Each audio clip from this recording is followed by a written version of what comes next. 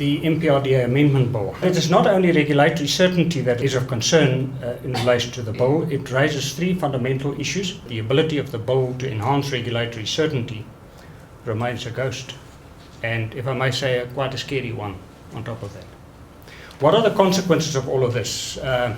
In a nutshell, I think it results in increasing complexity of the mining regulatory regime, increasing regulatory powers and discretion, and an increasing challenging legal landscape.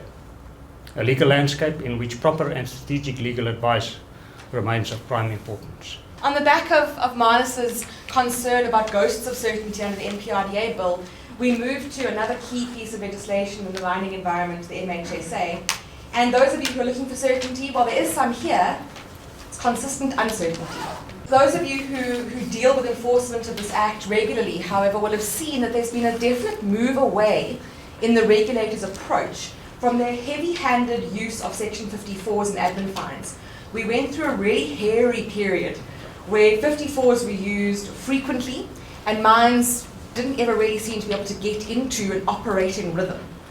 While by no means do I suggest that those mechanisms are not being used by the inspectors, I do feel that there is a definite move towards some kind of consideration before that kind of action is taken. What we're seeing, though, is a far more aggressive approach on the ground. The pressure is by no means being released, and those people that are feeling that pressure are no longer the company as a whole through Section 54s and admin fines, but your GMs and your mine managers who are having to deal with the inspectors on a day-to-day basis.